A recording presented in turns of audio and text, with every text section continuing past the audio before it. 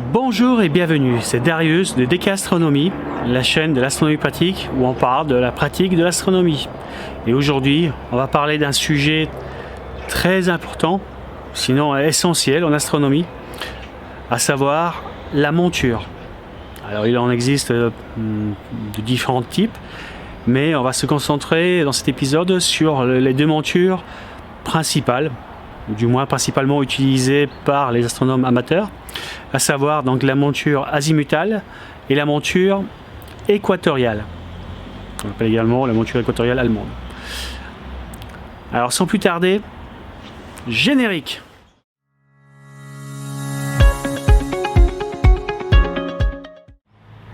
Alors pourquoi parler des montures? Tout simplement parce que que ce soit donc une lunette astronomique ou un télescope, voire des jumelles, il faut bien les poser quelque part. On ne pourra pas les tenir à bout portant dans les mains.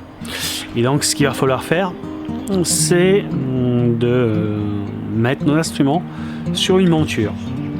Alors si on fait du visuel, enfin que du visuel dans un premier temps, la monture n'a pas trop d'importance.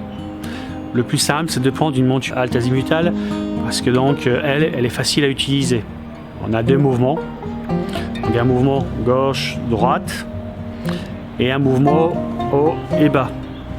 Et donc du coup, c'est très intuitif pour chercher un objet dans le ciel.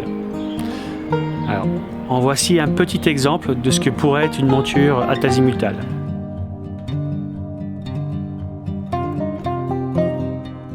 Donc pour illustrer ce que c'est une monture halte azimutale, la plus simple des montures, voici une petite lunette. Alors c'est une lunette guide, pas une lunette d'observation, mais bon, on peut déjà commencer à observer avec ça. Donc c'est une lunette de 80 mm de diamètre avec 400 mm de focale. Ici on a un renvoi coudé et un oculaire réticulé. Alors des oculaires on parlera une autre fois. Nous, ce qui nous intéresse aujourd'hui, c'est que voilà, donc notre instrument, on doit le poser sur quelque chose. Et donc ce quelque chose, ça s'appelle une monture. Donc ici, j'ai un trépied photo. Et ce trépied va faire office, on va dire, de monture. Alors la partie monture, à proprement parler, c'est ici la rotule boule. Donc boule, parce qu'en fait, donc ici, on a une boule. Et elle permet de se balader dans tous les sens. Alors une monture halte azimutale ou azimutale, elle fonctionne d'une manière très simple. Alors on a deux axes à la place de la rotule boule. Et donc il y a un premier axe qui permet les mouvements donc de gauche à droite et de bas vers le haut. Mais bon, comme ma vraie monture halte azimutale est un peu grande et je ne peux pas la prendre dans les mains, c'est pour ça j'explique le principe de fonctionnement de cette monture sur ce petit exemple. Alors, bien sûr, je vais vous montrer donc une vraie monture halte azimutale. Bon, donc là on a vu notre petite monture, un trépied qui fait office de monture azimutale pour illustrer notre exemple. Et là voici une vraie monture azimutale. Alors je suis sur ma terrasse, il commence à pleuvoir, le temps est gris. On voit les gouttes d'eau qui commencent à tomber. Donc je vais essayer de faire vite. Voici la monture azimutale d'un Skywatcher Stargate 450p. Donc ce qu'on remarque, c'est c'est ça qui va tenir le télescope, le tube d'observation. Ici j'ai mon smartphone avec une application. Et donc comme annoncé, on a donc un mouvement de gauche à droite. Donc c'est ce boîtier qui entraîne le support du berceau qui tient le télescope. Et on a un deuxième axe .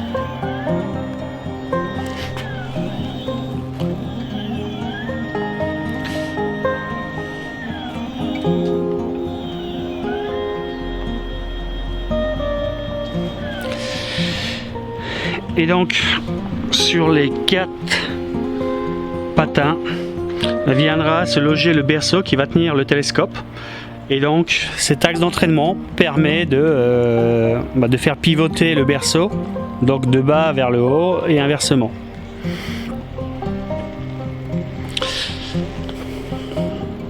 Donc voici une monture qui fonctionne sur le principe d'une monture azimutale. Et donc c'est la monture, le support de base d'un télescope de type Dobsonien. Donc ça on en parlera une autre fois.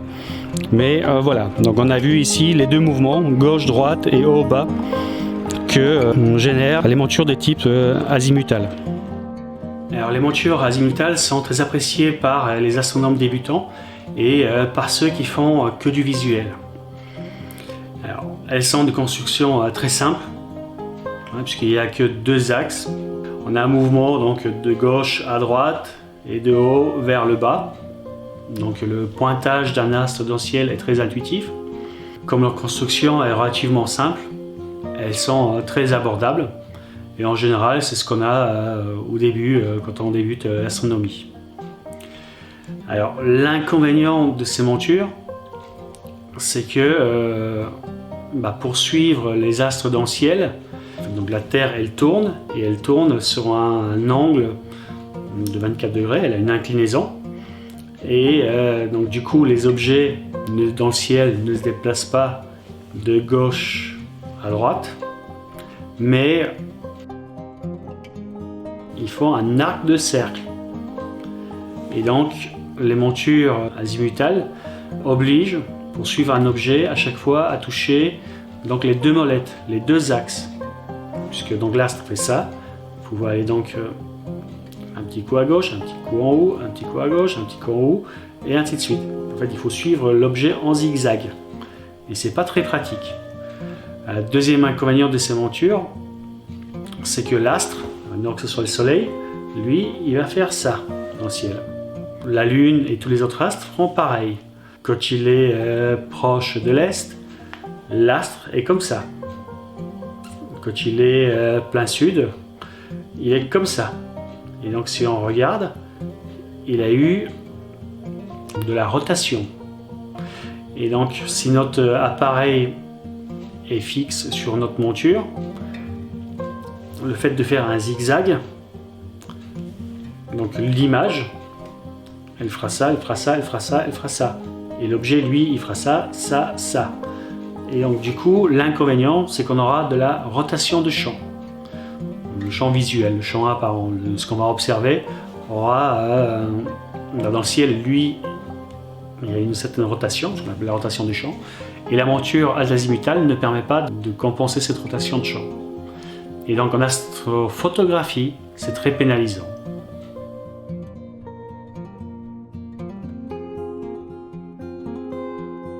Donc, pour ceux qui font de l'astrophotographie, les montures azimutales ne sont absolument pas adaptées à cause de cette rotation de champ. Puisque donc, du coup, elle va engendrer un filet d'étoiles sur les photos. Et c'est pour ça que bon nombre d'amateurs préfèrent les montures équatoriales. On appelle également les montures équatoriales allemandes. Alors, ces montures sont bien meilleures puisque donc un des axes est calé sur l'axe rotation de la Terre, et donc du coup on a juste besoin d'un seul mouvement pour compenser la rotation de la Terre et on n'a pas le phénomène de rotation de champ. Donc voilà pourquoi les montures équatoriales sont bien meilleures et c'est ce que je vous préconise.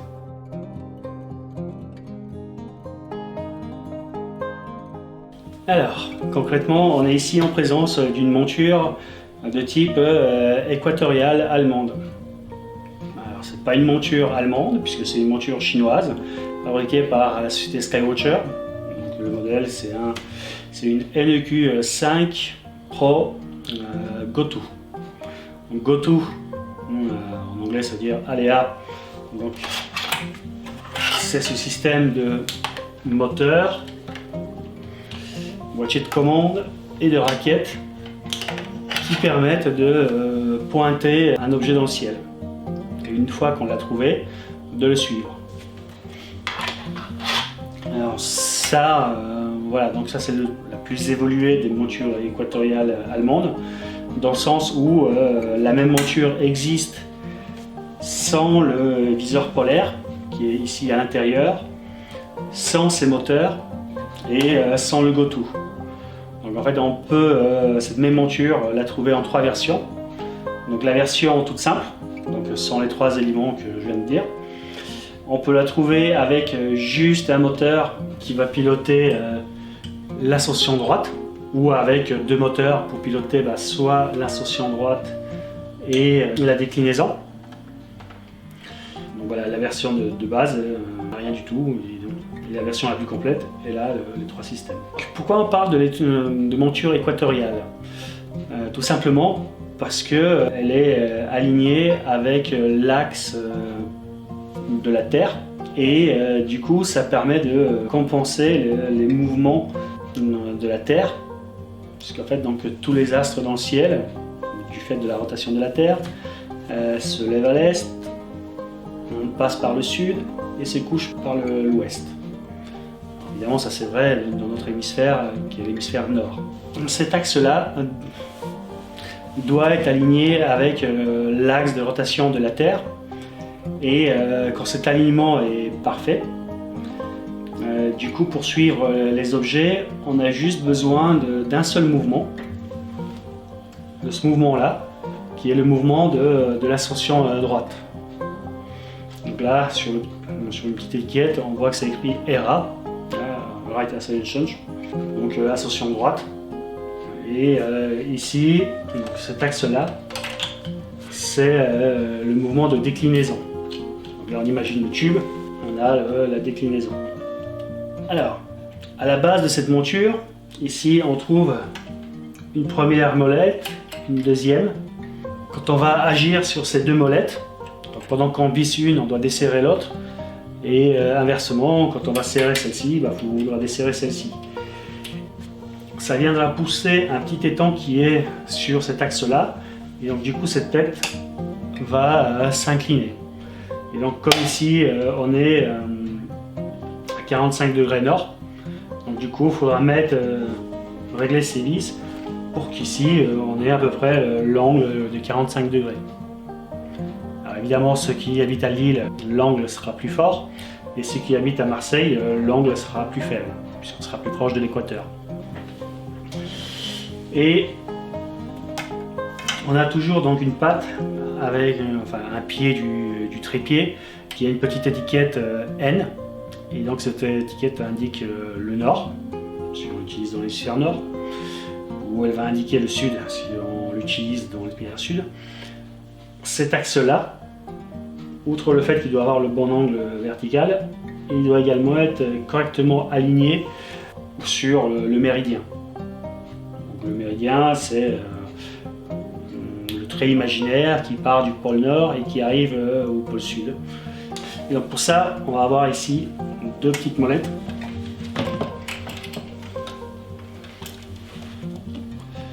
Donc ici on voit le petit N, donc on sait que c'est le pied du trépied qui doit pointer vers le nord. Et ici on a les 2 molettes.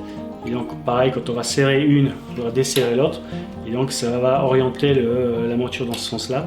Et donc le but du jeu c'est d'aligner cet axe-là, qui passe par ce pied-là, avec l'axe nord-sud. Alors après, donc on a vu qu'il y a un moteur ici et un moteur ici. Et donc eux ils vont jouer sur ces 2 axes-là pour justement rechercher un objet dans le ciel. Et une fois qu'on a trouvé cet objet dans le ciel, il va compenser la rotation de la Terre et le suivre. C'est ce genre de monture qu'il faut utiliser pour pouvoir faire de l'astrophoto. Alors bien sûr, on n'est pas obligé d'utiliser celle-là. Il y a des montures bien meilleures. Par exemple, dans Skywatcher NEQ6R, donc sa grande sœur, où on a donc entre les deux, on a un modèle intermédiaire, la HEQ5, qui est d'ailleurs bien meilleure que celle-là, parce que le défaut de celle-là, c'est ces câbles-là. C'est du caoutchouc, il y a des fils électriques dedans. Là, on a température ambiante, ils sont plus ou moins souples, mais en hiver, la nuit, le caoutchouc avec le froid devient très dur. Et donc du coup, ça génère une contrainte sur la monture. Et ça va gêner un peu le suivi, la précision du suivi des astres. Et donc si on fait des pauses trop longues, on aura des filets d'étoiles. C'est pour ça que la monture HQ5 qui n'a pas ces câbles, elle a justement juste un câble d'alimentation directement sur la tête, et ces deux axes avec tous ces câbles sont à l'intérieur. C'est beaucoup plus robuste, beaucoup plus ergonomique, elle a un meilleur suivi, mais bon, elle coûte un peu plus cher.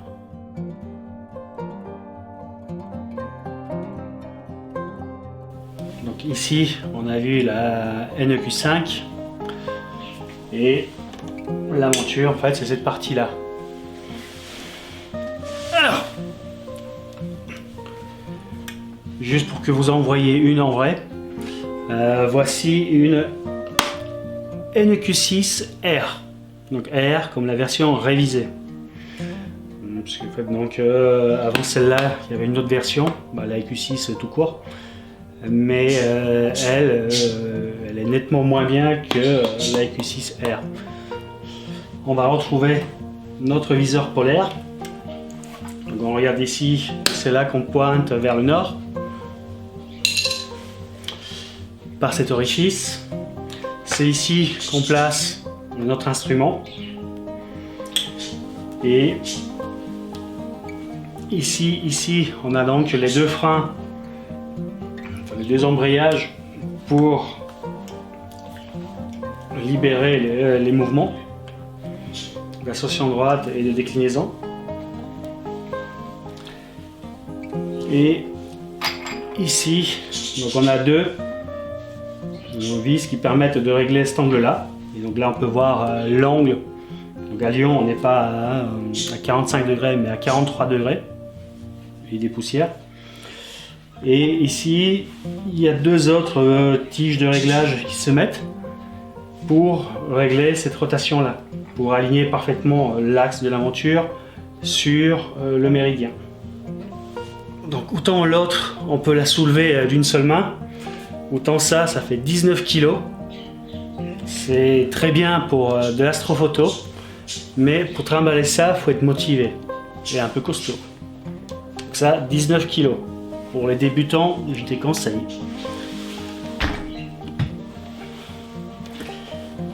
Alors que ça, vous voyez, avec une main, on peut la déplacer. Donc là, on a 10 kg de trépied, à peu près 7 kg de monture, et ici 5 ou 10 kg de poids. Sur l'EQ6R, donc pareil, on va retrouver nos 10 kg de poids. La tête, la monture, elle fait 19 kg. En plus, le trépied, une dizaine de kilos. On voit quand même qu'on est 12 à 15 kg au-dessus de celle-là. Alors, il existe un dernier type de monture. Ce sont les montures qui sont à la fois azimutales et équatoriales. Et donc pour ça, on a donc la monture, toujours chez Skywatcher, une monture très réputée. C'est la AZ EQ6. Donc c'est la version ultime, on va dire, de la version 6 des montures de Skywatcher. Et elle, par contre, donc, on peut l'utiliser aussi bien en visuel, grâce à son comportement en alt azimutale, et pour faire de l'astrophoto, parce que donc elle est équipée d'une tête équatoriale. Donc on peut l'utiliser comme on le souhaite. Mais ce confort pour avoir donc à la fois du visuel et de l'astrophoto se paie au prix fort. La ZQ6, elle est vendue aux alentours de entre 1800 et 1900 euros. L'EQ6R, on va la trouver aux alentours des 1600 euros. Voilà. Et celle-ci, on peut la trouver pour 700 €. Donc il y a des montures, et la HQ5 dont je parlais tout à l'heure, elle coûte aux alentours des 1000 €. Donc en fait, en fonction de votre budget, vous pourrez trouver une monture adaptée à votre utilisation. Et donc évidemment, les montures azimutales qui ne sont pas ni motorisées ni avec un système GoTo, elles sont encore moins chères. Donc les prix des montures, ça va de 100 € jusqu'à 10 000 €. Il y en a vraiment pour tous les budgets. Et évidemment, plus on met cher, plus la monture est précise et plus on peut s'éclater en astrophoto. Par contre, l'inconvénient, c'est que pour avoir une monture stable, il faut qu'elle soit du coup bien lourde, puisque c'est sa lourdeur et sa précision d'usinage qui vont définir sa précision et sa stabilité. Et donc du coup, c'est des montures qui seront beaucoup moins transportables. Alors, évidemment, il y a des montures encore plus chères, mais bon, si vous débutez en astronomie, je pense que votre budget sera entre 300 € et 1500 €. Et donc dans cette gamme de prix, donc voilà. Donc en entrée de gamme, on peut avoir des montures azimutales qui sont même motorisées.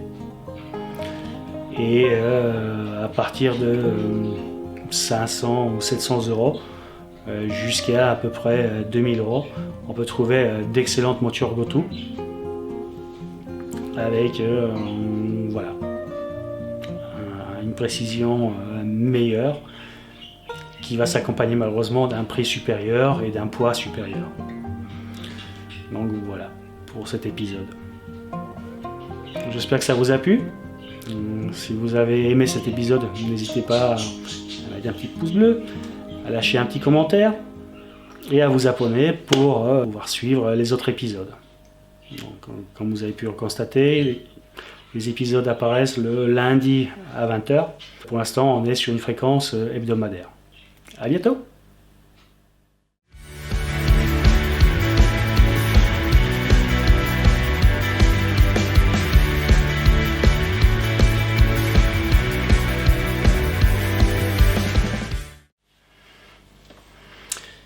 Alors, dans cet épisode, vous avez certainement entendu à la fin des petits bruits stridents. Donc voici les deux coupables, deux petites perruches, les deux perruches de ma fille, Iris et Bambou. Donc du coup, c'est elle qu'on a entendue à la fin de la vidéo. Alors initialement, cette vidéo devait être tournée à l'extérieur, mais comme le temps voilà, était mitigé, donc on a eu à la fois un peu de soleil et des averses, j'ai dû terminer le tournage de cet épisode en intérieur. Et voilà les deux bestioles qui ont fait le bruit qu'on a entendu tout à l'heure. Alors là, elles sont toutes gentilles. Ouais, plus ou moins. Mais quoi qu'il en soit, c'est ces deux perruches qu'on a entendues tout à l'heure. Hein? Elle est belle. Bon, à bientôt.